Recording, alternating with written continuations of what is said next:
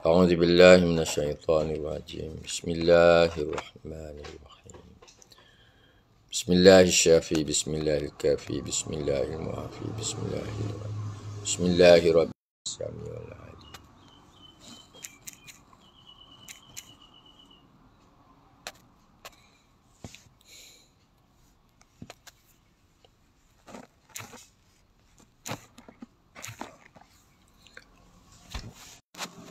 Subhanaka la ilma lana illa ma 'allamtana innaka antal alimul hakim. Rabbi shrah li sadri wa yassir li amri wahlul 'uqdatam min lisani yafqahu qawli. Amin. Ya rabbal alamin. Assalamualaikum warahmatullahi taala wabarakatuh. Salam Jumaat kepada sahabat semua. Siapa yang ada hari ini, kita sembang-sembang biasa saja. Kita sembang-sembang biasa saja. Dan minggu ini kita tidak dapat untuk kuliah remedi. Sebab hari ini saya kembali ke MRSM Kota Putra Besut untuk esoknya ada hari Jubli. Kalau sempat sampai, insya-Allah lah kita akan meraihkan Jubli Perak di MRSM Kota Putra Bukit Keluang, Besut, Terengganu. Saya akan berada di sana satu malam lah, insya-Allah. Ya, sebab saya pernah bertugas di sana. Ingat ya, sahabat. Sewaktu saya berada di sana, tahun 1998, tahun Anwar di Taikap. Diturunkan jawatan Timbalan Perdana Menteri tahun itu. Sebulan selepas itu selepas saya berpindah, beliau ditangkap. Saya berada di sana selama 5 tahun sehingga ke penghujung tahun 2023. Apa yang berlaku dalam tempoh itu? Banyak. Sebenarnya banyak bila kita sembang mengenai perkara yang berlaku dalam 5 tahun itu. Banyaklah. Kalau kita sembang bab buku, ada beberapa buku yang sempat diterbitkan semasa saya berada di sana. Antara buku-buku tersebut ialah, ada tak di sini? Lihatlah.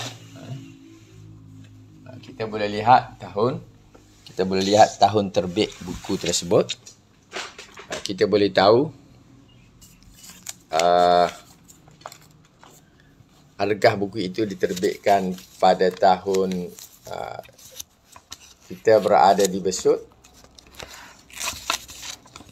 ataupun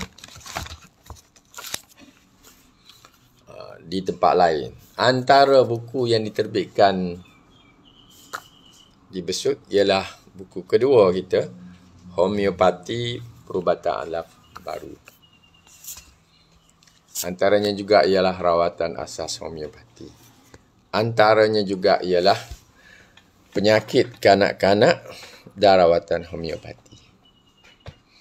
Antaranya juga ialah penawar homeopati pilihan.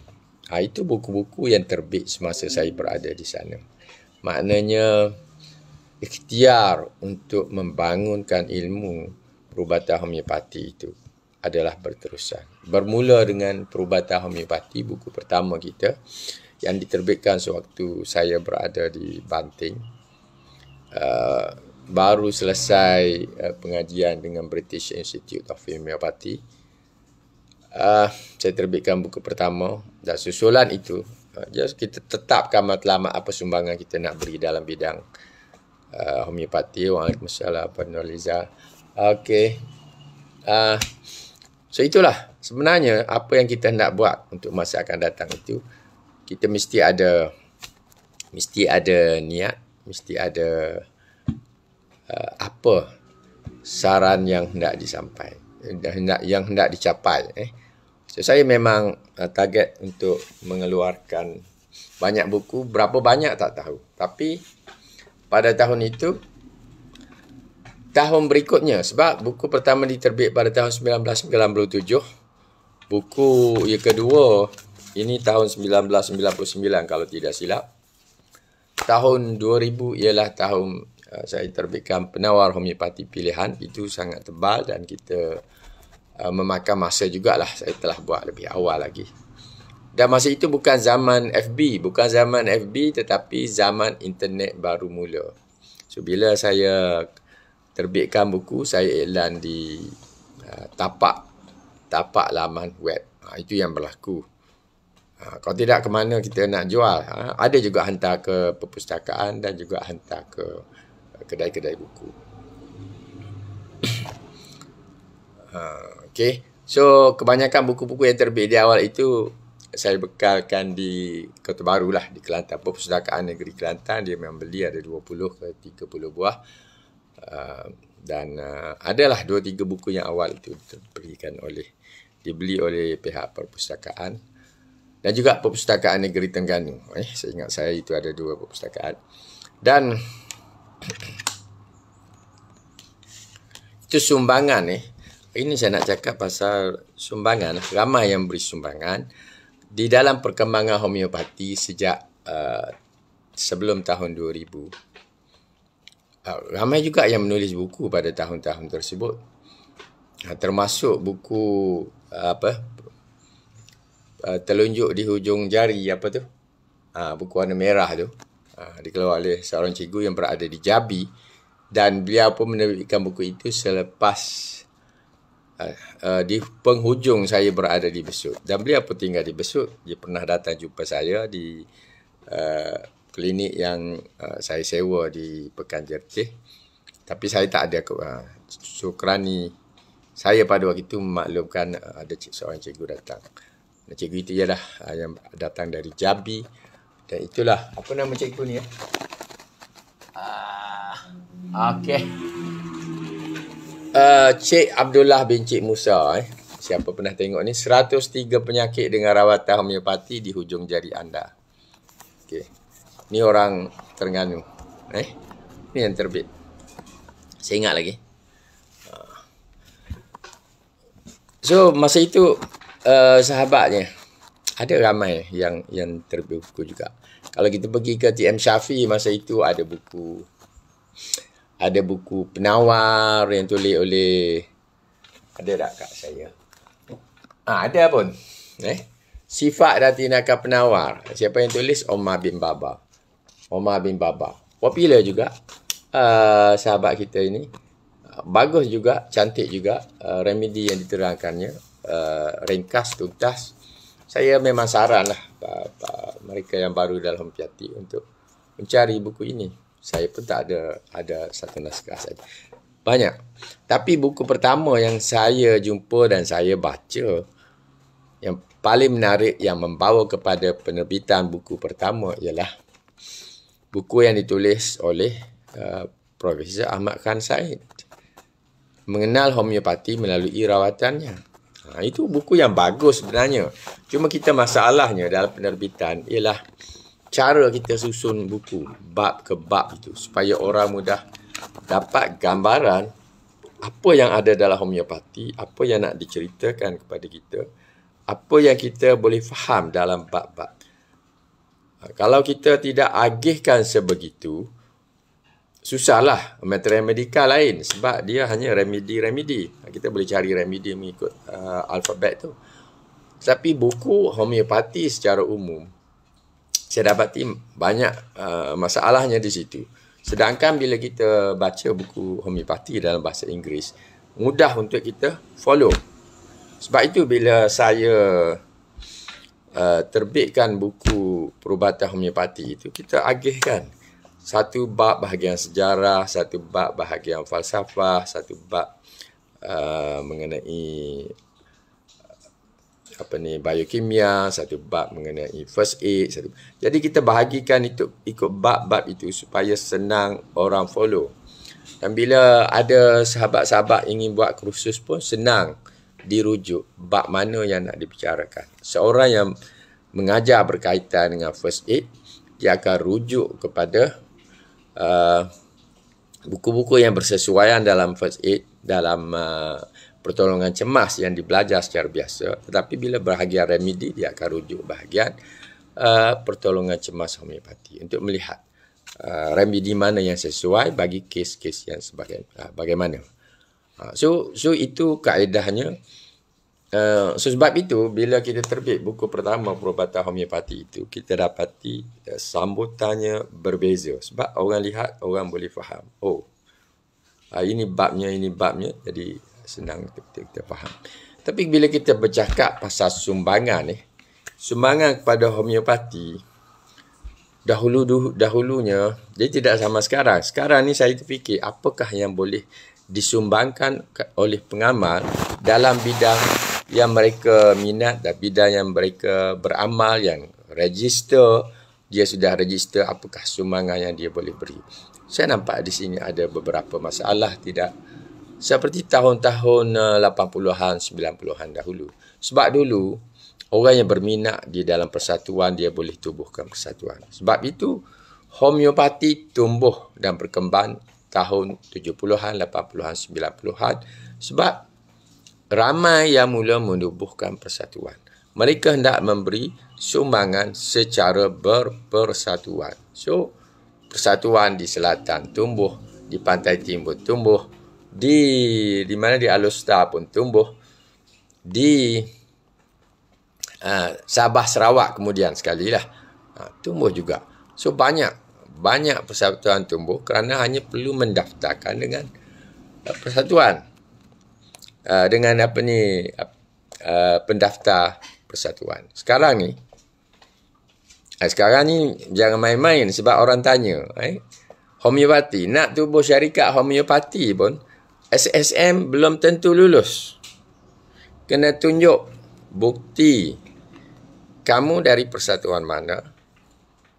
Kena tunjuk bukti ni nak tubuh syarikat ni, syarikat homeopati Mazlina umpamanya. Kamu ada CJ homeopati ke, pakarnya dalam bidang apa, siapa yang endorse. Tak boleh sembarangan. Dulu hanya pergi kepada SSM saja daftar.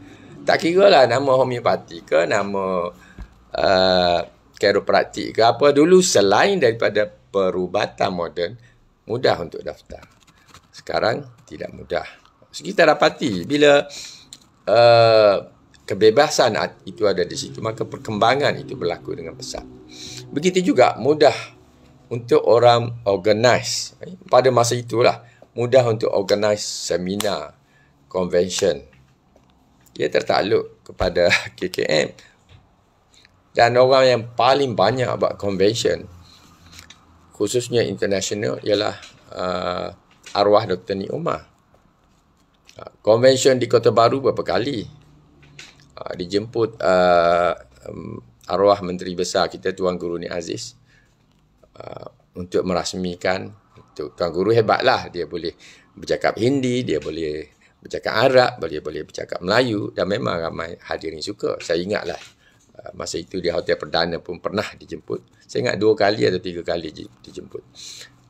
Allahyarham Tuan Guru Ni Aziz. Tapi maknanya banyak seminar-seminar convention dibuat. Dan Dr. Ni Omar ni saya kira di Kuala Lumpur pun ada dibuat juga program. Cuma saya tak nak bicara sekarang lah. Saya hanya sebut sedikit saja sebab ada satu masa nanti saya nak jemput.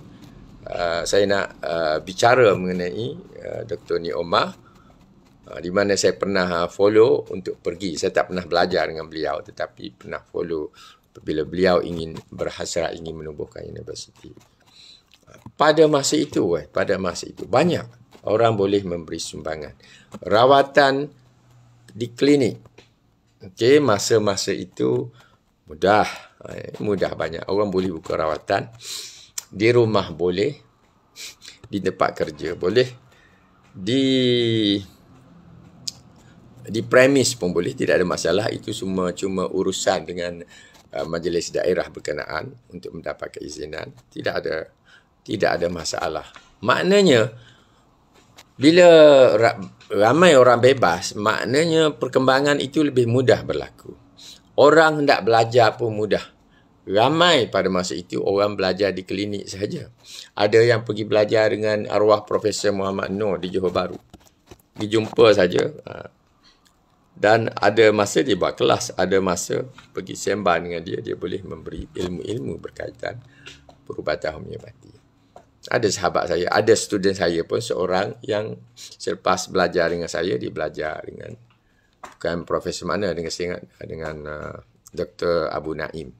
Itu pun maknanya dahulu tidak ada kekangan. Sekarang kekangannya. Satu, tidak diiktiraf. Sekarang, ni zaman sekarang, satu, tidak diiktiraf. Yang keduanya, tidak boleh beramal. Bila tidak diiktiraf, follow up je ialah kita tidak boleh beramal.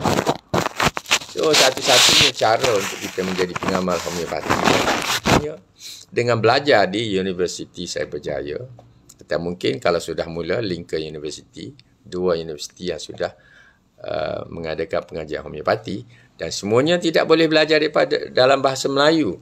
Seperti dulu-dulu, tahun 70-an, 80-an, 90-an yang dimulakan oleh Dr. Burhanuddin Al-Hilmi, semua orang boleh belajar dalam bahasa Melayu. Malah Dr. Burhanuddin pun sudah menterjemahkan beberapa buku, termasuk Materia Medica, Biokimia, termasuk juga falsafah homeopati. Semua itu sudah disusun cantik untuk diajar kepada generasi umat Melayu, umat Islam, orang Melayu, masyarakat Malaysia dalam bahasa pengantaran yang memudahkan. Itu berlaku. Tetapi bila kerajaan KKM menetapkan semua laluan itu sudah tak betul, PPHM pun antara Persatuan Homeopati yang giat mengadakan kursus. Dan kursusnya pun bukan main-main, bukan calon-calon banyak. Dibuat hujung minggu, dibuat ikut modul, dibuat sehingga ada program ijazah kerjasama dengan salah satu universiti di Indonesia. Maknanya cantik perjalanannya. Tapi malangnya, sekarang benda itu kembali pada ni lah. Semua sama saja. Yang diiktiraf benar hanyalah daripada Universiti Cyberjaya dan Universiti Lincoln. Tidak melalui proses daripada universiti yang diiktiraf ini, maknanya tak boleh beramal. Tak boleh register klinik. Tidak diiktiraf sebagai pengamal berdaftar. Itulah, zaman sudah berubah. So, terpaksa. So, orang-orang muda yang masuk ke universiti ini mungkin mereka lah yang boleh menubuhkan klinik, tetapi mereka harus dididik untuk giat dalam berpersatuan, harus dididik untuk bergiat dalam penulisan, harus dididik untuk bergiat di dalam research, kajian, harus dididik dalam membuat proving. Saya tak nampak lagi usaha proving di universiti berkenaan pun. Sebab ini adalah konten penting dalam perubatan homeopati. Bagaimana untuk kita kenal remedi kalau kita tak buat proving? Di zaman Dr. Hahnemann, semua murid-murid dia terlibat di dalam proving. Kalau tak percaya, cuba buat proving. Cuba buat proving. Okey? Saya nak harap benda ni lah yang berkembang asas dalam homeopati. Betul, kita telah gazet dia sebagai laluan yang diiktiraf oleh kerajaan. Okay, pergi universiti sini. Tapi apa yang diajar di dalam universiti itu, siapa who are in control, wallahu alam. Saya tidak tahu. Adalah benda-benda yang diajar di situ. Tapi ada benda-benda juga yang sepatutnya diajar, tidak ada, sebab pengajarannya dalam bahasa Inggeris. Tidak ada buku mengenai sejarah perubatan homeopati di Malaysia pun. Itu sepatutnya ada satu teks. Bagi saya, itu penting. Bukan sahaja bahagian sejarah dan falsafah ini penting. Saya ingat arwah Dr. apa ni? Arwah Dr. Azizan. Apabila dia menawarkan kepada saya untuk mengajar, dia kata, saya memerlukan seorang yang betul-betul memahami sejarah dan falsafah homeopati. Sebab itu dia jemput saya masa itulah. Maknanya dia nak orang betul-betul faham sejauh mana perkara ini diajar. Dan sejarah itu penting sebab dalam sejarah itu banyak maklumat berkaitan dengan remedi, berkaitan dengan kecemerlangan, apa yang menyebabkan orang tertarik dan begitu yakin dengan homeopati ada di dalam sejarah perubatan homeopati. Teksnya banyak. Kenapa kita tidak boleh adakan satu kuliah sejarah? Itu boleh jadi satu kuliah khusus untuk siswazah. Mungkin ini salah satu daripada teks Miracles of Healing. Miracles of Healing and how they are done. Ini boleh jadi satu teks penting dalam pengajaran sejarah perubatan homeopati. Oh, ini satu buku yang hebat. Ada satu buku yang selalu dirujuk oleh Dr. Nik Omar juga. Buku berkaitan dengan kehebatan pengamal di zaman Dr. Hahnemann abad ke-19 dan ke-20, di awal-awal abad ke-20. Yang bagus sangat dijadikan sebagai teks. Saya ingat saya ada beli daripada India buku ini.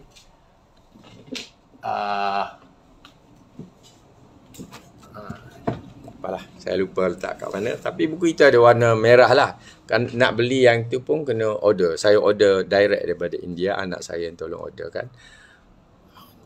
Pioneers. Saya ingat Pioneers in Homeopathy. Oh, itu buku-buku yang hebat.